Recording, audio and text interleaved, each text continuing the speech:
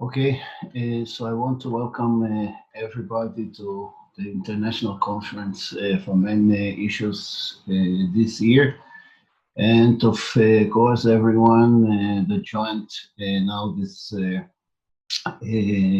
my talk. I will immediately explain what we're going to talk about, but first of all, let me introduce myself. My name is Yoav Levin.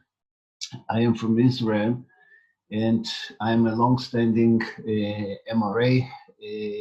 I'm the chairman of the Israeli Lobby for Men and Boys. I'm also active in two fathers NGOs in the country, but my main field of activity as MRA is actually the academic field. I'm researching, I'm conducting critical research on feminism, gynocentrism, and Misandry, including domestic violence against men, rape of men by women, and this is actually my main field of activity. Now, a few words about the talk itself. We are going to talk now about in the next 50 minutes about the Cathar Manichean ontology of gynocentric supremacism and feminist misandry.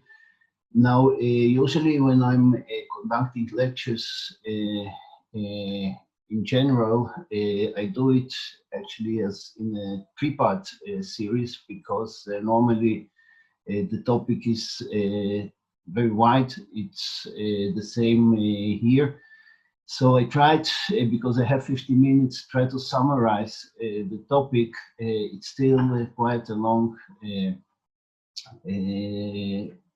talk, so I hope we will cover all the topics, but if I see that we are short in time, so I will have to skip some of the points and issues here. So if you see more issues that I'm talking about, this is simply due to the time limit, but I hope that we will cover everything. So let's start with our presentation, with the talk. As I said, the topic is the Cathar Manichean ontology of gynocentric supremacism and feminist misandry.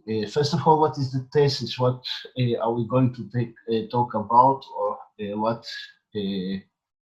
are the issues that I'm going to raise awareness to them? Let's start by saying that when we talk about feminism, and I'm talking here about really a very long research of mine, almost a decade long. So when I look at feminism generally, I can say that in no area of this movement ideology I can find a reality or actually something that has a corresponding reality. In fact, feminism is built layers upon layers of myths, actually each and every aspect of it. And what I'm going to concentrate here in this talk, this is actually the myth of the origins of feminism.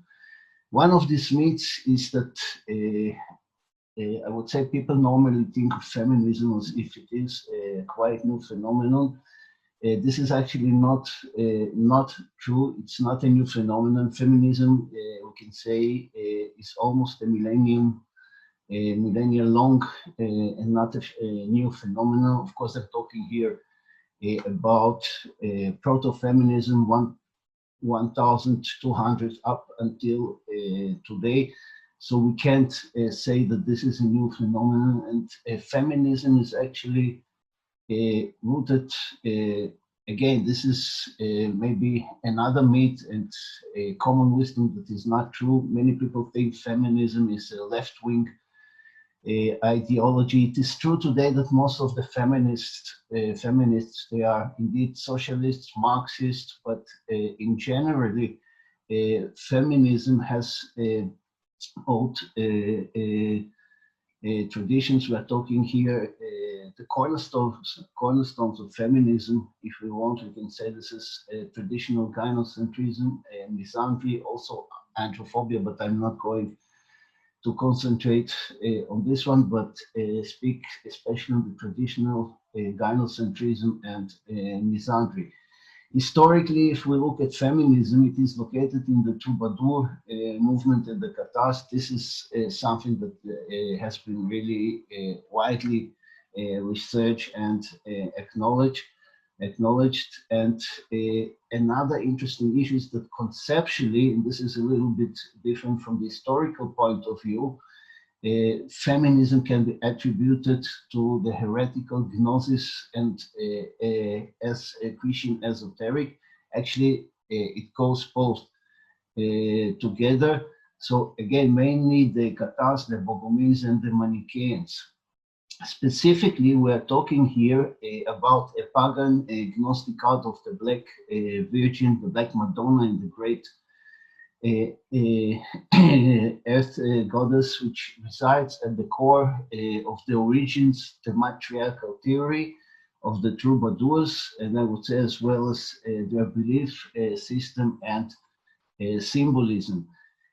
The cult of the Black Virgin incorporates in fact a secret and the mystic love cult of the veneration of the Black Sophia, which is Sophia wisdom, and it is combined with the idea or the concept or the belief of first sexual union with the divine male partner. So this stands at the core of the troubadour belief system, and as such, it stands actually also at the core of classic gynocentrism. We can say also modern gynocentrism, and of course, feminism. Now let's talk a little bit about the feminist axiom. In fact, it's not only a feminist axiom, but it's actually also a gynocentric one. It realizes a little bit different. It's not the same, but very much of those beliefs are similar. Of course, the belief that all men are evil, all men are bad, or men in general are the problem. So this is a very rooted belief in gynocentrism and in feminism. Actually, ontologically, we can say that this is a gynocentric reality. In gynocentrism, it is more covert than overt. In feminism, it is more overt than covert. And in fact, it stands before everything in every way, we can say almost a priori. So for feminists, it's never a point of arrival. Actually, it's always a point of departure. As opposed to the common wisdom, it's not feminism that gave birth to it. This is very important to understand. This idea, especially by the dual heretical milieu from which it is spread, gave birth to feminism. So feminists are not, if we want to say, the founding mothers of this idea of female misandry, supremacy, but actually very proud daughters. And in fact, feminism only took those gynocentric ideas to extremity. They were here before feminism. Feminism did not invent anything of it, but as I said, it actually took all of these concepts to extremity. So feminism also never studied the words to reach those ideas. This is very important to understand too. It rather studied the idea, or it is more true to say that feminism never studied the word to formulate this idea, but it studied the idea so it can manipulate the world. So men at the end being the collective source of a unique historically rooted trespass against women, they are now, according to this ideology, under a collective moral obligation to make a good for women. So this is the basic axiom we are talking about. Another important thing here, a concept, this is ontology and standing against epistemology. I want very slightly to explain it because it is important for the talk. I'm not going to make a really detailed discussion about it because we don't have time. So there are four elements to ontology. We have the study of ontological commitment. This is not what we're going to discuss here. Then we have the study of what there is. This is very important for us here. The next one, the study of the most general features of what there is. It's also very important here to understand. And the last one, this is the study of meta-ontology. We're not going to discuss this too. So the main points we are going to talk about are 2 and 3, the study of what there is, and the study of the most general features of what there is. A few words about the conceptual origins of feminism. There are, in fact, 5 sources we are talking about. The first one, this is the dual Manichean Cathar heresy. We are mostly talking here in this presentation and talk about this source. Historically, as I said, we are talking about troubadours, Cathars, Eleanor of Aquitaine. The next one, this is mainstream and esoteric Judaism. Esoteric Judaism, this is Kabbalah. It is interesting because Kabbalah was very heavily influenced by the Christian gnosis, especially Manichaeism and Cathar. So there's also cross-pollination between the two religions here that had a very great impact from the point of view of the Judeo-Christian heritage on gynocentrism. Then there is a mainstream Christianity. The next one is the Arab Muslim influence, including Sufism, esotericism, or gnosis in Islam. There are 2 aspects to it. The one is the Indian influence, the northern one, and the other one is from North Africa. The North African influence is very important. Again, historically, we're talking here about William IX, the grandfather of Eleanor, the first troubadour, and he brought this heritage to France, on which then Eleanor actually created the classic gynocentrism. The last one, those are various sources like Celtic influence, the Celtic Church, but again, in this talk, we are going to talk less about it. What is Manichaeism? Manichaeanism. This is actually a very or most widespread religion that existed in the past. In the 5th century, the religion was founded by a Persian nobleman called Mani, therefore Manichaeanism. Mani lived in Babylon, so it sprang from the province of the Sassanid Persia.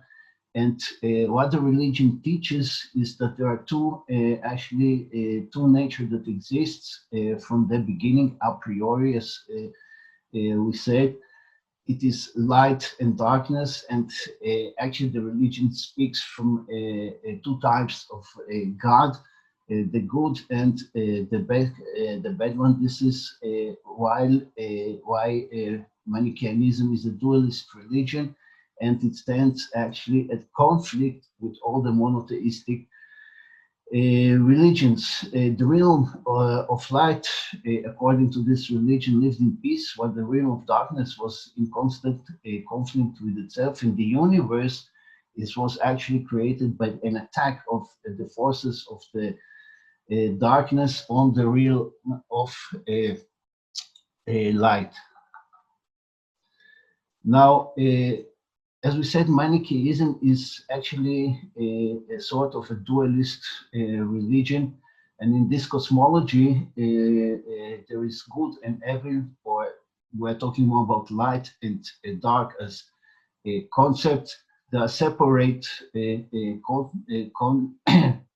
concepts or energies, if you want, and they are eternally, they stay eternally at war with one another. So if we look at this, we're talking actually about the Manichean dualism as basis for feminism. So this concept, or this dynamic, if you want, no matter how you call it, it is the way how a feminism understands gender dynamics. It understands it in this way as two separate principles, not as principles that are somehow combined or live together. It's a very dichotomic way of view, which is typical for the dual religions. These principles are said to be uncreated against this idea of a priori, if you want, a priori existence. It is also adopted by feminist epistemology as well as ontology. According to the Manichean religion, this dichotomy is present from the very foundation of reality. Again, it's something that exists a priori. This can be, in general, the dichotomous thinking is something that we can really clearly see in Marxist feminism, by the way, in Marxism and socialism itself, the way how they understand a class struggle, because socialism actually in its prototype or proto-period, it sprang from the same dual heresies as feminism. They are not seen, if we want to use a metaphor, it is not seen, they are not different branches of the same tree, but actually different trees all together. Again, very typical feminist reasoning of dichotomy, especially in radical Marxist and socialist feminism. So as such, they can never coherently exist side by side. Again, dynamics and reasoning that is adopted both in gynocentrism and actually also in feminism too. It is very often interpreted as male bestial nature that must be tamed through social conditioning, and as the pure female nature that is standing against it. So this is why for feminism it is very important that this will ever remain fraught with tension. They don't want to solve the problems. We can see it also today, although actually most of the issues, women's issues, we have in fact equality, but still feminists always say, no, there is no equality. It's a long way to equality. Why? Because it sees a reality the same way as those dual heresies. So it must remain with tension. In the Manichean cosmology of feminism, as I said, men equal to darkness, they are evil, they are demonic, and women equal to goodness or the light.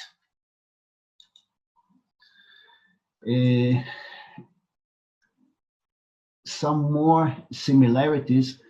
So because of this dichotomous equation, if at times women appear to equal bad, so this is actually for feminists not the reality itself, it's only the appearance. We can say this, we can see this in the denial of female violence, for example, and the victimhood mentality. Therefore, nothing can be established by any chain of demonstration. We can see it also. So it is normally pointless to talk to feminists about it, because it is not a question of reasoning. It is so, or I would say this is in terms radically deconstruct. If we continue or we demand this in turn would radically deconstruct the entire feminist construction, philosophy, ideology, and put an end to the political activism. Why is it so? It is so because this would have grave consequences for the, as I said, dichotomous model of gender politics. To maintain this model of gender politics that we have, there must be a moral superiority of women to men. It is very crucial because it is necessary to imply differentiality and servitude on the part of men. It can be seen in the teachings of Heinrich Cornelius Agrippa and Guillaume Postel. We're talking about 16th century. Agrippa wrote a book about the preeminence and superiority of women to men. Guillaume Postel, for example, talked about the fourth messianic era that will liberate all people, and it will be led by a feminine both, something that reminds us on the concept of the future is female, the modern one, so we can see it also here. So because of this dichotomous reality, men being at one with the principle of darkness, in theory, they must be taught to respect the betters. It means women, and this is the feminist call for one-sided political struggle. Men must be forced, if you want to say, to surrender or to become allies. This is the modern terminology of feminism. It is needed because in this way, the gynocentric matrix can be remain. It is actually a lifeline for not only for feminism but the gynocentric matrix too. So no again, we can see today, no feminist can really accept a model that is not a dichotomous one. Again, because this is a requirement of gynocentrism, and it is a requirement of feminism. Simply because if we do not apply such a dichotomous model, it will lead us to gender equality and against the common wisdom, against the claim feminism is not about equality. Feminism is actually the third stage of gynocentrism. One can argue if this is actually leading to matriarchy, the fourth stage. This is my idea. This is the goal of feminism, and therefore there must be a Manichean struggle that that always will be here, and this is required to maintain, as I said, not only feminism but the gynocentric matrix too.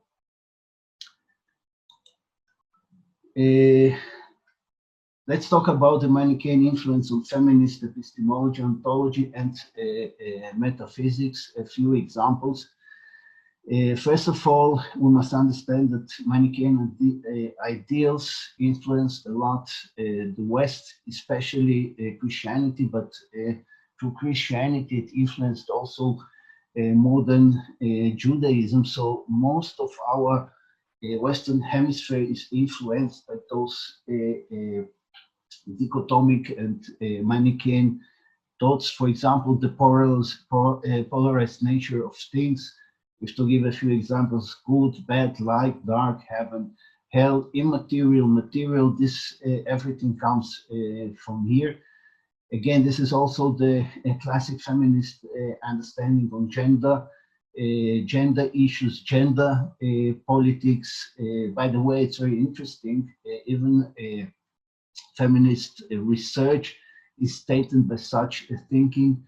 There is a book about the demonic male nature, very famous book, and it has again this very heavy influence ontologically, epistemologically, and it completely perverts the reality that we have. Heterophobia in form of hostility to flesh and horror of sexual activity is something that comes from those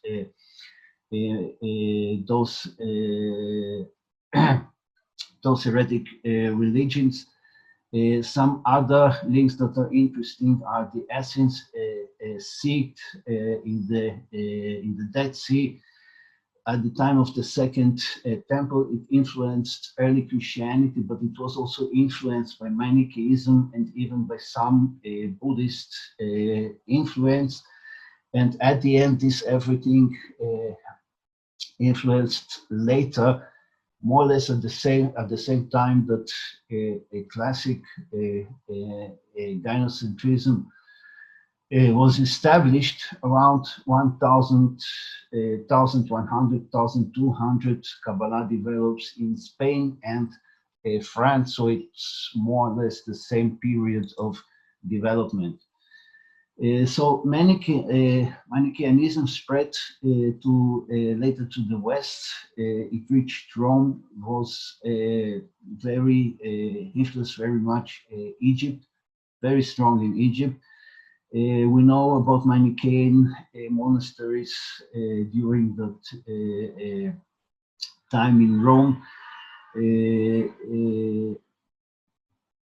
Manichean, the Manichean religion existed also in the East, also in Christian Roman Empire, as we can see, Mesopotamia and Africa, the Iberian peninsula, where it later spread to Gaul, northern Italy, and the Balkan. It is interesting if we look at the map here to see the spread of gynocentrism, of Manicheanism, which equals to the spread of gynocentrism. If we look at the map on the right side on the top, this is actually the spread of gynocentrism. And we can see here in the black circle the spread from the east, the east to the west here. And then we can see the northern route here from the Near East to Europe, and the southern one from over North Africa to Spain, where it meets together. And this is actually also the spread of Manicheanism. We see it on the left side on the top. We have here outlined actually what is in the circle. We see the spread from the east to west, again a northern route over Europe, and the southern route over North Africa. Below we can see the different sects we're going to talk about: Manicheanism, Manicheans, Paulicians, Bogomians, and the Cathars. A few words about the Paulicians. They're actually the common denominator, as the oldest ancient ancestor of all these religions in the West, and the roots dated back to the influence of Manicheanism.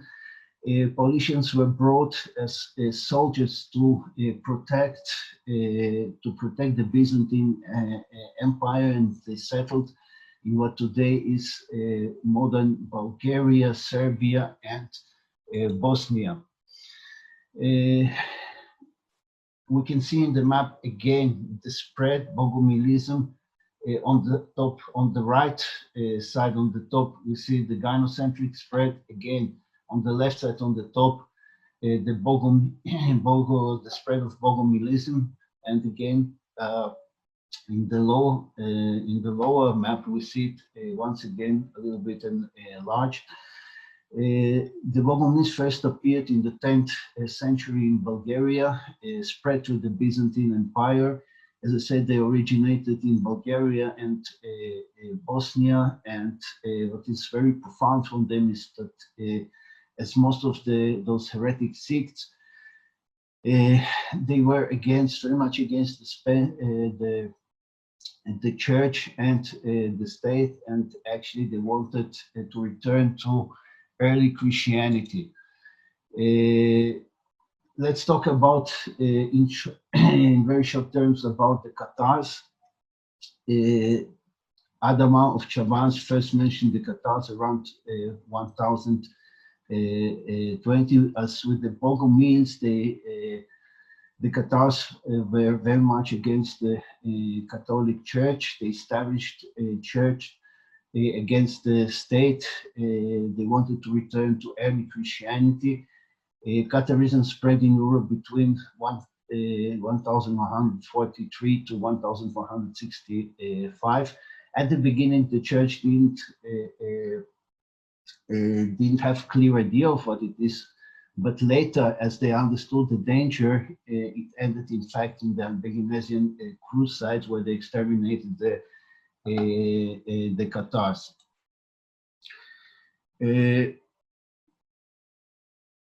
Another some important facts about the Cathars, where they come from. Cathars are actually, if you want to say this, the roots are Bogomilism. It represents a very ancient dualist beliefs from the East, Manicheism, but they are very heavily tied to Bogomilism itself. So Bogomilist priests, and not only priests, but merchants and other people, they came actually to, when they wandered over Europe, they came first to Italy, which is a stronghold, was always a stronghold of Cathar belief, and from Italy then to France. It is interesting that after the Albigenesian crusade, when the Cathars fled from France, they came back to the stronghold in Italy, and I mentioned, for example, Agrippa and Postel. They were all very active in this area, so this is everything that comes together. The Cathar religion is a combination of Manichaeism and another Eastern religion that is Zoroastrianism. And there are many clues in Cathar belief and practice that point to these extremely early origins in the East. History of the Cathars, a little bit about the religion itself. Cathar priests that were called perfecti and perfected, which it is important to understand that there were no difference between men and women. Women were actually completely equal to men. This is very typical, not only for the Cathars, but also for all the other heresies. This is why also ideas of socialism and Marxism sprang from the Bogomilists and from the Cathars. As I said, it actually in the proto-period influenced both of these movements. The main rite called Consolamentum, baptism of fire, and women did it too. They preached, they taught people, and actually they had the same status in the religion exactly like a man. So we are talking here about the very early stages of feminist thought, actually proto-feminism. Another region that I want to mention here that is linked to troubadours, Catharism, and feminism, this is Zoroastrianism. Again, it's an Eastern religion. It is strongly tied to Manicheanism. Has also quite influenced the Cathar movement. And that is why Bogomilism and Catharism is also indirectly connected to Zoroastrianism. In the 12th century, Bogomils were already labeled as the Cathars. This is interesting. We know also that there were Bogomil priests that traveled to France and were in contact with Cathar priests. A lot of sects actually spread all the way over Europe. If just to mention a few, the Valdenses, Anabaptists, we have also in Russia the Strenkolniki, Mordekani, and so on. So all of these sects really influenced a lot of the Western religious thought. The Cathar troubadour connection. The first scholar that mentioned this connection was Denis de Mouchemont in what is translated as Love in the Western World.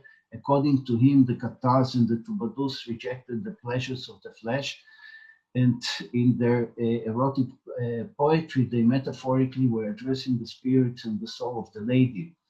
So this is partially also a derivative of Sufi mysticism. Here is a very interesting quote. It happens that as early as the 9th century, there occurred an equally unlikely fusion of Iranian Manichaeanism Neoplatonism and Mohammedanism, which is Islam, in Arabia, and the fusion was reflected in religious poetry, employing erotic metaphors that are strikingly akin to those of courtly rhetoric, of courtly love. Then he goes on and lists a few of these Islamic influences like Halal, Khalaj, Al-Ghazali, and Sumawardi. They brought the philosophy of Neoplatonism.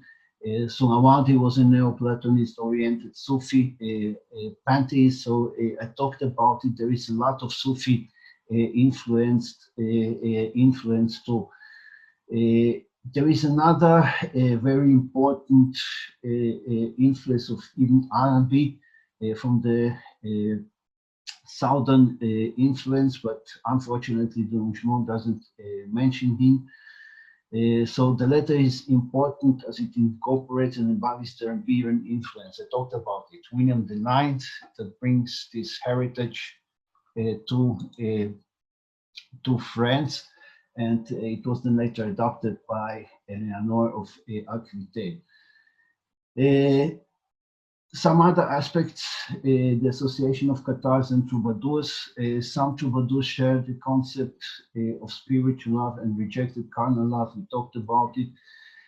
Both of those ideologies, religions, sets of belief, ridiculed the Roman Catholic Church and its belief, and were hated by the Church for both their attitudes as well as for their ideas. Troubadours and Cathars regarded women more highly than the Catholic Church, and actually more highly than men. Both regarded Catholic Church as nothing more than a huge scam. Troubadours and Cathars expressed contempt for conventional class distinction that were approved as God-given by Catholic Church, and this is only to mention a few of them. As I see, we don't have much time left, so I'll have to continue, but if someone will want, I can, of course, give later the presentation, and I will post it in my channel with a longer version, so it can be able to see it there. Catharism, gynocentrism, courtly love, and feminism. By 1150, the heretical views were so strong in southern France that they represented a full-fledged alternative to the church. This is when the church started to acknowledge the danger of the Cathars, the troubadours, and at the end, it led to the Albigensian crusade. This aspect was mentioned in the medieval Manichean, written by Stefan Rankiman. Also, Dmitry Obolensky wrote about it in the Bogomils, and also it was mentioned in the study on the Balkan-Neo-Manichaeanism. Yuri Stoyanov mentioned this in The Other God too. The elevated female, as I said, this is a very typical trait or aspects in those heretical sects. In the 20th century, and practically slightly earlier, Western Europe lived through a period of economic and social upheaval. One of its aspects is related to the considerable elevation of women. As we said, it gave rise to basic Western gynocentrism. Here it is where the female preeminence began. The female domination later culminated in the teachings of Agrippa and Costello. It gave birth to the troubadour phenomenon and chivalric love, and at the end, of course, it led to the rise of feminism. Very typical, those ideas very typical for all the Bulgarian dualists, all those sects like Bogomils and Paulicians. I want now to give you or to address here another quote that explains this, but something that is very important to understand. All of those developments were actually, I would say it in a different way. The Cathars, when they revolted against those dynamics, they did it, they targeted the religion. And the troubadours, when they were revolting against it, they were revolting against feudalism, as in regard to this upheaval. So seen this way, the Cathar troubadour phenomenon was a rebellion against the prevailing social mores and economic system. It represented an underground mood of profound dissatisfaction with the church and its entire theocratic social order. So now, here is the quote. This is very interesting because in a way it summarizes everything. So the Cathar Parfait, a woman who had passed through the Cathar baptism of fire, a spiritual baptism, the consolamentum may have been a romantic subject for the enamored troubadour. The Parfait was chaste, was good, was spiritually pure, her heart was fixed on the divine word. In the castles of Languedoc could be heard music from the Arab world with delicately woven words, loosening the bonds of the body and leading a fortunate nobility to love. There was a liberal spirit in the air. At the time when it was forbidden to write in Old Provençal, and it was forbidden to think in any way other than that of the Church of Rome, things were written, they were sung, they were said, and it was said that the people needed to be free. They needed to free themselves from the tutelage of the church. They needed to free themselves from the constraints of writing in Latin, and that was important. The last topic that I want to address here, it is the heretic Black Virgin cult, which stands at the root of the matriarchal origins and the theory of the troubadours. So what is this cult? This cult is actually a matriarchal idea, which is that if women would free themselves, the whole patriarchal system will crumble. So this is actually, in a sense, feminism in its goal. Whether it's the idea that women have to free themselves from the patriarchy, or the idea of the feminist goal of matriarchy itself. So the worship of the goddess as the Black Virgin, coupled together with with what can be called Mariology, was reinstated by the Cathars and the troubadours. This pagan Gnostic cult of the Black Virgin, the Black Madonna, and Great Earth Goddess resides at the core of the origin, the matriarchal theory of the troubadours, as well as their Cathar belief system and its symbolism. It is very important to understand that all these concepts are standing because they were adopted by classic gynocentrism. They also lie at the root of modern feminism too. So if we are talking about metaphysics of our modern society, so indeed we have the same metaphysics today. Gynocentrism of today is based on these ideas, and actually feminism based on this too. So the pagan cult of the Black Virgin and the matriarchal theory stands at the core of this classic gynocentrism, the goddess culture, the worship of women, and feminism. Here is another quote in this regard that I want to read, because again it summarizes this everything. It was, however, in Occitan, the land of the Cathars and the troubadours, that men in the Latin Christian West first learned to honor and obey women, though not through marriage. Nevertheless, Catharism and courtly love, which root together as part of the same phenomenon, acknowledge in theory and praxis women's freedom to take a lover.